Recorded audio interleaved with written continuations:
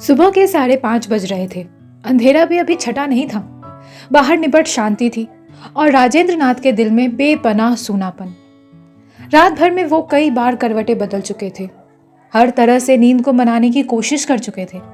रात को सोने से पहले पैर धोए, चादर बकायदा बदल कर सोए, तकिए के नीचे मोड़ पंख भी रख कर देख लिया, पर नींद थी कि किसी जिद्दी बच्चे की तरह रूठ कर बैठी थी। पूरी रात गुजर चुकी थी और राजेंद्र नाथ एक पलक नहीं सो पाए थे। यूं तो विशाखा की मौत के बाद से ही नींद के साथ उनकी लुका छिपी चल रही थी, लेकिन जब से वो याद शहर आए हैं तब से सोना और भी मुश्किल हो गया था। हार कर राजेंद्र नाथ ने रजाई परे फेंक दी, बिस्तर से उठे और साइड टेबल से पानी का जग उठाया, लेकिन जग खाली था। राजेंद्र नाथ दबे पैरों से रसोई में गए, बहुत संभाल कर फिल्टर से पानी भरा, लेकिन लाख सावधानी से काम करने पर भी जग का ढक्कन हाथ से गिर गया। आवाज हल्की सी ही हुई, लेकिन राजेंद्र नाथ का दिल चिहुक उठा। एक पल को उन्हें खुद पर गुस्सा भी आया। इतना डरने क्यों लगे हैं वो? क्या होता अगर विभोर और अदिति की नींद खुल जाती? विभोर उन्हें झिड़क थोड़ी देता, उनका ध्यान रखता था विभोर। राजेंद्र नाथ जी का अकेलापन भांप कर ही उन्हें गांव से याद शहर ले आया था, और बहू अदिति भी उनकी समझ से उनकी काफी सेवा करती थी। घर में सारी सुख सुविधाएं थी, लेकिन राजेंद्र नाथ अपना मन रमा नहीं पा रहे थे। यहाँ दिन भर करने को कुछ होता नहीं था, जान पहचान का कोई था नहीं। टीवी देखना उन्हें सख्त नापसंद था और पढ़ने लिखने के लिए चश्मे की जरूरत थी, जो 3 दिन से टूटा पड़ा था। विभोर और अदिति दोनों व्यस्त रहते थे, इसलिए उन्हें चश्मा बनवाने के लिए कहने की हिम्मत नहीं हुई। राजेंद्र नाथ को याद शहर आए 20-22 दिन हो गए थे और मुश्किल से 2 बार वो घर से बाहर गए थे। एक बार जब अदिति उन्हें बाजार ले गई थी उनके लिए कपड़े खरीदवाने, और दूसरी बार विभोर कॉलोनी के पार्क तक चक्कर लगवाया था। पानी पीकर राजेंद्र नाथ फिर से अपने कमरे में आ गए। उन्हें चाय की जबरदस्त तलब हो रही थी। खुद चाय बनानी आती थी उन्हें, लेकिन आवाज से विभोर और अदिति की नींद ना खुल जाए इसलिए बैठे रहे। सिर में थोड़ा दर्द हो रहा था, सोचा थोड़ी देर खुली हवा में सांस ही ले ले। राजेंद्र नाथ उठे, अपना बिस्तर झाड़ा, हवाई चप्पल पहनी और घर से बाहर निकल गए। पार्क का रास्ता कुछ कुछ याद था। अनुमान के सहारे वो कॉलोनी के पार्क तक पहुंच ही गए। बहुत दिनों बाद कुछ भला सा लग रहा था उन्हें। सूरज अभी भी नहीं निकला था, लेकिन अंधेरा थोड़ा कम हो गया था। राजेंद्र नाथ एक बेंच पर बैठ गए और पुष्ट से सिर टिका लिया। रात भर सोए नहीं थे, इसलिए आंखें थोड़ा झपकने लगी थी। अभी कुछ मिनट भी नहीं हुए थे उन्हें इस तरह बैठे हुए कि उन्हें लगा कोई झकझोर कर उन्हें जगा रहा है। राजेंद्र नाथ ने आंखें खोली तो एकदम से घबरा गए। 50-55 साल की एक दुबली पतली औरत उनके कंधों पर झुकी हुई थी। राजेंद्र नाथ के आंख खोलते ही औरत ने अपना हाथ उनके कंधे से हटा लिया। औरत काले रंग के ट्रैक सूट में थी। उसके कंधे पर एक छोटा सा बैग लटका हुआ था। उसके कानों का ईयर प्लग इस वक्त कंधे से झूल रहा था और उससे छन छन कर किसी हिंदी गाने की आवाज बाहर तक सुनाई दे रही थी। भाई साहब, ओ भाई साहब, अब ठीक है ना? उस औरत ने पूछा। हाँ, वो जरा आंख लग गई थी। राजेंद्र नाथ हड़बड़ा गए। राजेंद्र नाथ की बात सुनकर वो औरत जोर से हंस पड़ी। राजेंद्र नाथ को थोड़ा संकोच हो आया। ऐसी हंसने की बात तो नहीं कही थी उन्होंने। औरत देर तक हंसती रही और फिर मुश्किल से हंसी रोककर बोली, आप सोए थे ना, मैंने समझा कि आप गए। बड़ी अजीब औरत है, राजेंद्र नाथ ने सोचा। किसी के मरने की बात इतनी आसानी से कोई कैसे कह सकता है भला? उसकी वेशभूषा भी राजेंद्र नाथ जी को अटपटी लग रही थी। उस उम्र की औरतों को उन्होंने साड़ी में या ज्यादा से ज्यादा सलवार कमीज में देखा था। हालांकि ऐसे कपड़ों में भी वो औरत उन्हें खराब नहीं लगी। अब जबकि आप जिंदा हैं और यहाँ पर बैठे हुए हैं तो जरा मेरे इस बैग का ध्यान रखिएगा, मैं पार्क के 4-5 चक्कर लगा कर आती हूँ, उस औरत ने कहा और जवाब का इंतजार किए बिना दौड़ पड़ी। राजेंद्र नाथ हक्के बक्के होकर उसे देखते रहे। थोड़ी देर बाद पसीना पोंछती हांफती हुई वो औरत वापस लौटी और राजेंद्र नाथ के बगल में आकर बैठ गई। वैसे भाई साहब, पार्क में आकर बैठ जाने का कोई मतलब नहीं है, फिर भी बैग का ध्यान रखने के लिए धन्यवाद। राजेंद्र नाथ ने खिसियानी सी हंसी हंसते हुए बैग औरत की ओर बढ़ा दिया। औरत ने बैग खोला और अंदर से एक थर्मस निकालकर बोली, चाय तो पीते हैं ना आप? जवाब का इंतजार इस बार भी नहीं किया उसने और थर्मस के ढक्कन में चाय निकालकर राजेंद्र नाथ की ओर बढ़ा दी। राजेंद्र नाथ को इस वक्त सबसे ज्यादा जरूरत इसी चीज की थी। उन्होंने संकोच को कोने में रखा और चाय का ढक्कन पकड़ लिया। अगले आधे घंटे में राजेंद्र नाथ 2 बार चाय पी चुके थे और ये जान चुके थे कि उस औरत का नाम सुधा है, वो एक स्कूल में पढ़ाती है, रोज सुबह यूं ही थर्मस भर चाय लेकर पार्क आती है, थोड़ी देर सैर करती है, फिर यहीं बैठकर चाय पीती है। विशाखा के अलावा राजेंद्र नाथ जी की औरतों से ज्यादा बातचीत कभी नहीं हुई थी। पहले सुधा से बात करने में भी हिचकिचा रहे थे, लेकिन सुधा की जिंदा दिली और साफ गोई ने उन्हें ज्यादा देर अजनबी रहने नहीं दिया। आपने अपना नाम बता ही दिया है तो मैं आपको राजेंद्र ही कहकर बुलाऊं? वो क्या है ना कि भाई साहब बड़ा औपचारिक लगता है। सुधा ने कहा तो राजेंद्र मुस्कुराए बिना रह नहीं पाए। आप रोज सुबह पार्क में दौड़ लगाती हैं, मैं तो घुटनों के दर्द के मारे कुछ कर ही नहीं पाता। राजेंद्र नाथ ने पार्क में आकर बेंच में बैठ जाने के लिए जैसे सफाई दी। हाँ, होता तो है कभी कभी दर्द, लेकिन मुझे दर्द को पालना अच्छा नहीं लगता, सुधा ने कहा और अपने बैग से एक कुदाल निकालकर उठ गई। राजेंद्र नाथ भी उसके साथ ही उठ गए। बेंच से उठकर सुधा बगीचे के दूसरे कोने की ओर बढ़ गई, फूलों की एक क्यारी के पास बैठी और कुदाल से गुड़ाई करने लगी। राजेंद्र नाथ भी घुटनों के बल बैठकर क्यारी में उग आई घास पात उखाड़ने लगे। आपके घर में कौन कौन है? राजेंद्र नाथ ने पूछा। बेटी है, पुणे में रहती है, सुधा बोली। और कोई नहीं है? फिर भी आप इतनी खुश? झटके से राजेंद्र नाथ बोल तो गए, फिर ख्याल आया कि शायद ये सवाल पूछकर उन्होंने ठीक नहीं किया। सुधा जोर से हंसी, फिर थोड़ा गंभीर होकर बोली, कोई नहीं है तो क्या हुआ, मैं खुद हूं अपने लिए, और मैं सिर्फ जीना नहीं जिंदा रहना चाहती हूँ, और जिंदा रहने के लिए रास्ते तो मिल ही जाते हैं, जैसे कि ये देखो। सुधा ने अपने हाथ में लगे टैटू की ओर इशारा किया। हर महीने कोई शौक पाल लेती हूँ, एक से मन भर जाए तो दूसरा, दूसरा रास ना आए तो तीसरा, वक्त कट जाता है, मन लग जाता है, और क्या। 1 घंटे बाद जब राजेंद्र नाथ अपने घर के लिए लौटे तो इंच लंबी मुस्कान उनके होठों पर खेल रही थी। उन्हें याद आया कि इससे पहले मुस्कुराए हुए उन्हें कई महीने हो चुके थे। राजेंद्र नाथ घर पहुंचे, दरवाजे पर कान लगाकर अंदर की आहट लेने की कोशिश की। विभोर और अदिति अभी भी उठे नहीं थे शायद। एक पल झिझकने के बाद उन्होंने बेल बजा दी। अपना जूड़ा बांधती, आंख मलती अदिति ने दरवाजा खोला और सामने राजेंद्र नाथ को देखा तो थोड़ा सकुचा गई। ससुर के सामने गाउन पहनकर घूमने की आदत नहीं थी उसे। राजेंद्र नाथ इतने चुपचाप रहते थे कि अदिति चाहकर भी उनके सामने सहज नहीं रह पाती थी। इसलिए उनके आने के बाद अदिति ने अपने सारे स्कर्ट, जीन्स, टॉप अलमारी में बंद कर दिए थे। पापा, आप कहाँ गए थे? अदिति ने झेप कर पूछा।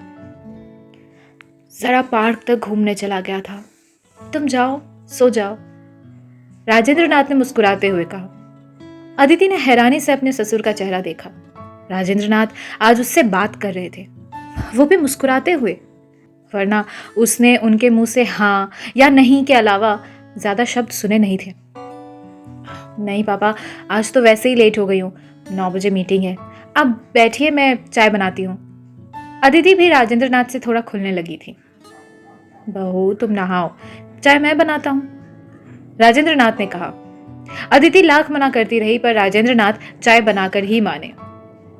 विभोर और अदिति तैयार होकर ऑफिस चले गए, लेकिन आज राजेंद्र नाथ को उनके जाने के बाद घर काटता हुआ नहीं लगा।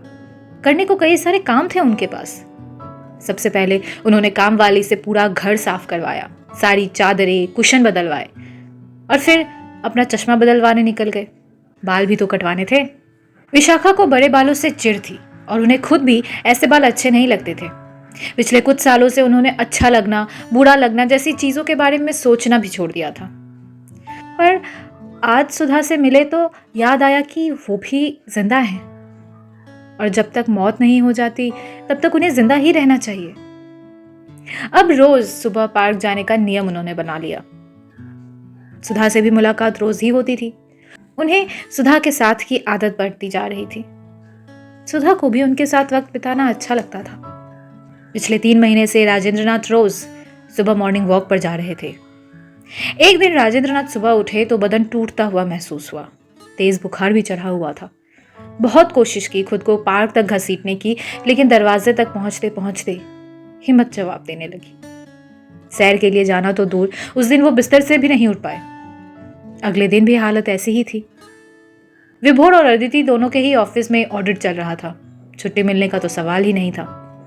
दोपहर तक बुखार थोड़ा कम हो गया था, पर कमजोरी वैसी की वैसी। दोपहर को दरवाजे की घंटी बजी।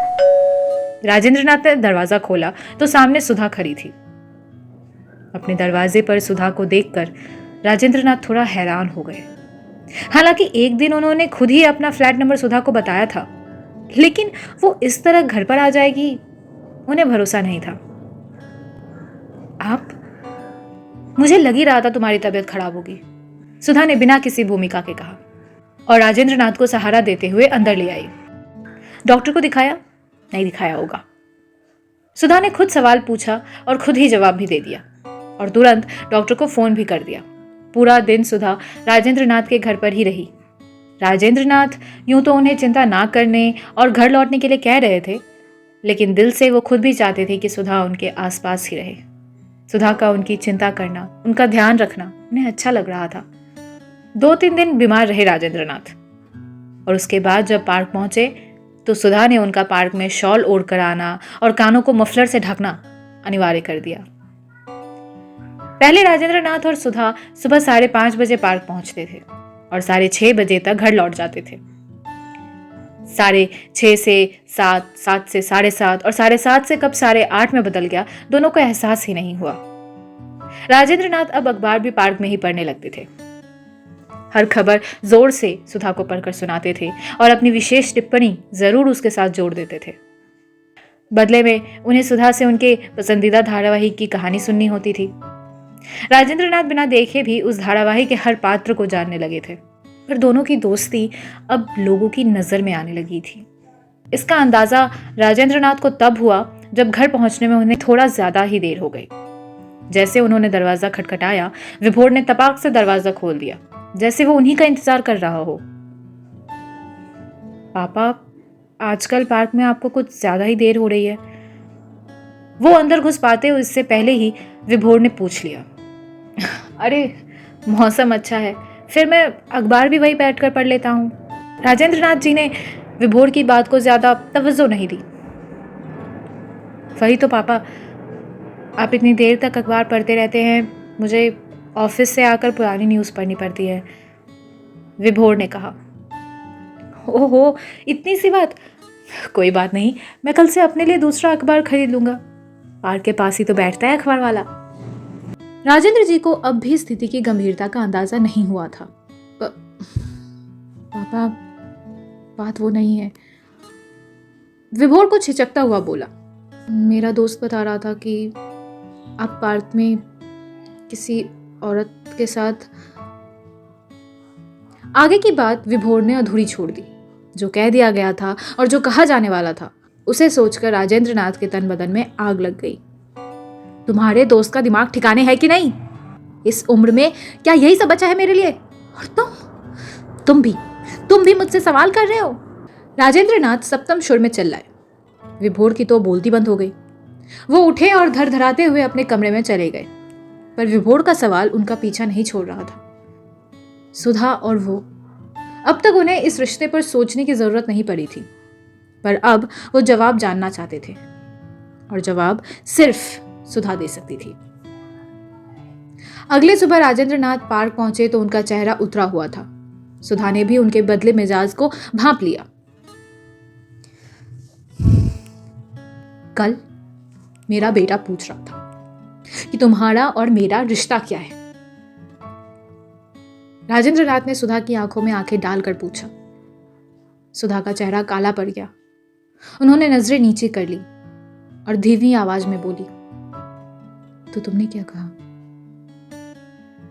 तुम ही बताओ, मुझे क्या कहना चाहिए था? राजेंद्र नाथ ने उल्टा सवाल दागा। मुझे नहीं पता, मुझे आज थोड़ा जल्दी जाना है, सुधा बोली और राजेंद्र नाथ के कुछ बोलने से पहले ही उठकर चली गई।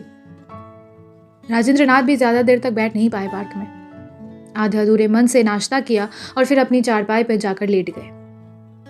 बीमारी और रात के अलावा किसी भी वक्त बिस्तर पर पसरना राजेंद्र नाथ को पसंद नहीं था, लेकिन आज उन्हें लग रहा था कि उनके शरीर में जान ही नहीं बची है। दिन तो उलझन में गुजरा ही, रात भी आंखों में ही कटी। अगले दिन पार्क जाते समय वो अपने दिल में एक फैसला कर चुके थे। सुधा, तुम मुझसे शादी करोगी? बिना लाग लपेट, बिना भूमिका के राजेंद्र नाथ ने सुधा को देखते ही सवाल दाग दिया। ये तुम क्या कह रहे हो राजेंद्र? तुमसे शादी इस उम्र में? सुधा की आवाज और होंठ दोनों कांप उठे। उम्र की बात छोड़ो, शादी करोगी कि नहीं? राजेंद्र ने फिर पूछा। हम बच्चे नहीं हैं राजेंद्र, और तुम्हें ये बात करनी है तो मैं कल से नहीं आऊंगी। सुधा ने कहा, लेकिन अपनी जगह से उठी नहीं। उसके बाद सुधा और राजेंद्र में कोई बात नहीं हुई। दोनों के बीच एक चुप्पी अपना साम्राज्य फैलाती जा रही थी। उस दिन राजेंद्र नाथ का जन्मदिन था। पिछले 4 दिन से उनकी सुधा के साथ बातचीत बंद थी। दोनों रोज पार्क आ रहे थे, साथ में सैर भी कर रहे थे। सुधा अब भी उन्हें चाय पिलाती थी, लेकिन चाय पीते समय राजेंद्र नाथ उन्हें अखबार पढ़कर नहीं सुनाते थे और सुधा अपनी सीरियल के पिछले 4 एपिसोड की कहानी अपने ही अंदर पचाकर बैठी हुई थी। राजेंद्र नाथ काफी देर से पार्क की बेंच पर आकर बैठे हुए थे। बार बार गेट की ओर देख लेते, लेकिन सुधा का पता नहीं था। काफी देर बाद सुधा आई और आते ही सुनहरे कागज में लिपटा एक पैकेट राजेंद्र नाथ की ओर बढ़ा दिया। पैकेट देखकर राजेंद्र नाथ की आंखों में बच्चों जैसी चमक आ गई, लेकिन उन्होंने पैकेट लेने के बजाय सुधा पर सवाल दाग दिया। ये क्या है? चश्मा है तुम्हारे लिए, ले आऊं? सुधा ने कहा।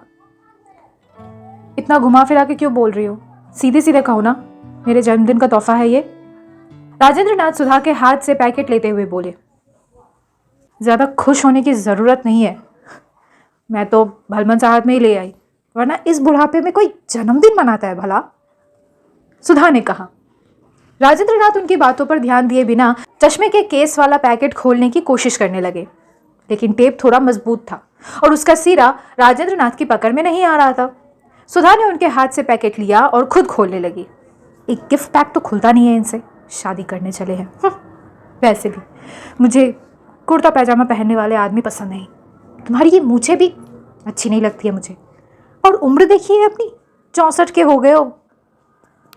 सुधा पैकेट में से चश्मा निकालते हुए बोली। तो तुम ही कौन सा 25 की हो? राजेंद्र नाथ ने चश्मा अपने आंखों पर लगाया और सुधा के ही अंदाज में जवाब दिया। सुधा ने कुछ कहा नहीं और राजेंद्र नाथ के बगल में आकर बैठ गई। राजेंद्र नाथ ने मुंह बनाया बच्चे की तरह, अपने दोनों हाथ सीने पर बांधे और सुधा से मुंह फेर लिया। थोड़ी देर तक राजेंद्र नाथ ने चोर नजरों से सुधा की ओर देखा। वो भी उन्हीं की ओर देख रही थी।